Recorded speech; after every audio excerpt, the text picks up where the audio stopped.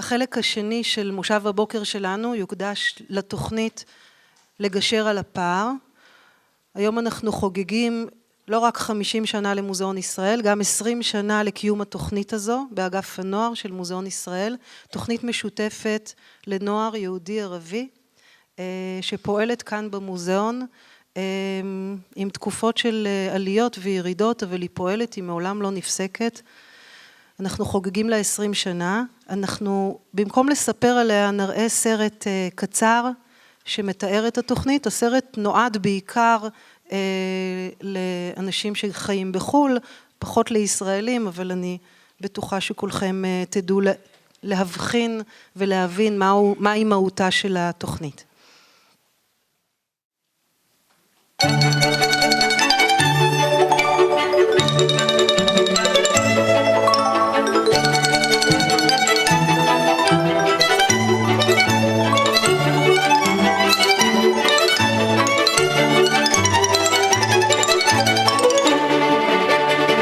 Jerusalem is one of the world's most ancient and beautiful cities, holy for three religions, inspiring the imagination of Jews, Christians, and Muslims all over the world.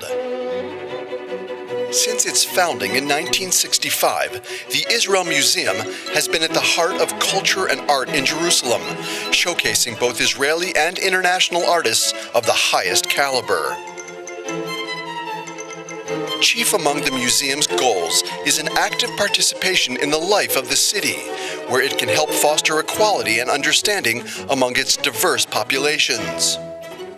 The Ruth Youth Wing for Art Education at the Israel Museum, Jerusalem, is responsible for social and cultural outreach to the children of Jerusalem, and in 1993 founded the Bridging the Gap program, bringing Jewish and Arab children together through the mutual discovery and creation of art. The Bridging the Gap program brings together Jewish and Arab children between the ages of 12 and 16. The group's ethnic makeup reflects the tensions that can periodically arise within the city, and its participants' drawings at times express mutual suspicion, even fear or hatred. In the winter of 2012, for example, with the increase of hostilities along the southern border, the children were asked to describe their feelings in words and drawings. In order to diffuse the tension early on, parents join their children for the initial meeting, when within the museum, an air of mutual respect and understanding can be developed. I brought my daughter to the Israel Museum because I feel she is very talented in artistic design. At the same time, she can meet with Jewish children and be exposed to their culture. We live in Beit Kerem, and most of our lives revolve around school and extracurricular activities there, so we don't have much contact with the Arab community. I think this program contributes greatly to our children. As a center for art, the museum rises above communal differences, providing a meeting ground where the children can broaden their experiences together. This is my first ever visit to a museum, and I've learned so many new things here. This is also the first time I've ever met Jewish children. In order to strengthen the trust among the children, there are an equal number of Jewish and Arab students. Every class is led by a Jewish and an Arab teacher, and the educational program is overseen by the principals of every school involved in the program. This is our third time with the project. This is a really wonderful project. Bridging the Gap gives Arab and Jewish kids a chance to express themselves through art. In the early stage of the project, the children were introduced to an exhibit of masks at the museum. Following the exhibit, the children proceeded to make masks of their own. These were created by laying out plaster cloths over the face in a process which required mutual trust. One child allowed another to cover his face while his eyes were closed. Working in mixed pairs, the children took the first steps towards a relationship of trust.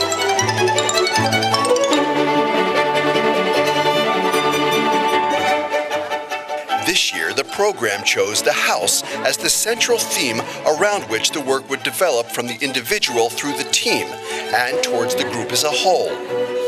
The inspiration for the children came from a museum art exhibit based on house-related themes.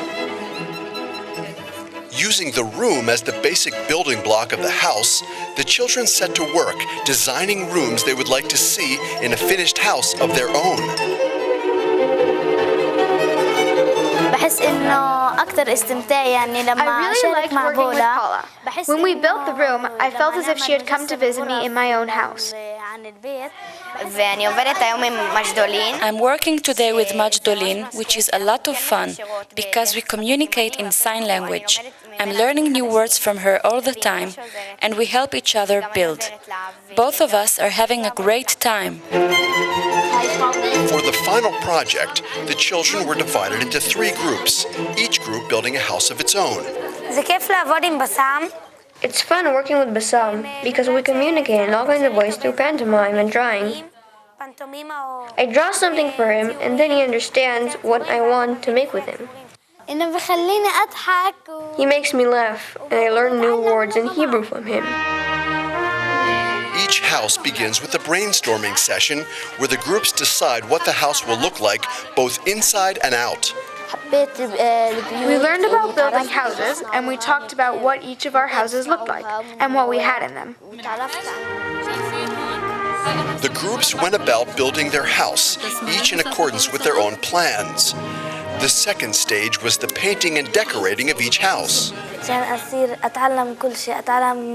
We learned about houses. I wasn't very good at painting, but I learned to do it and make pretty things. Now I want to be a great artist.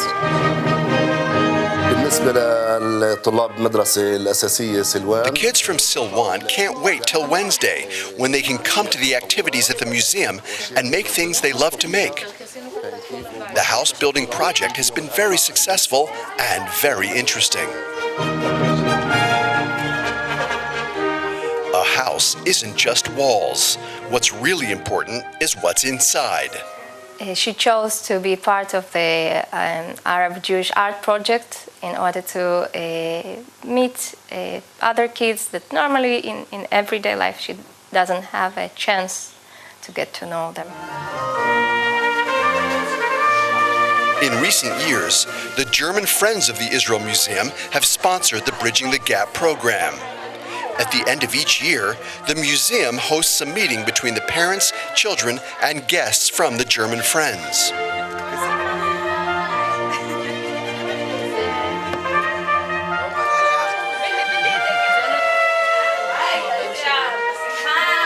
To be or not to be? In my opinion, this is a very important program, as it brings kids together and breaks stereotypes.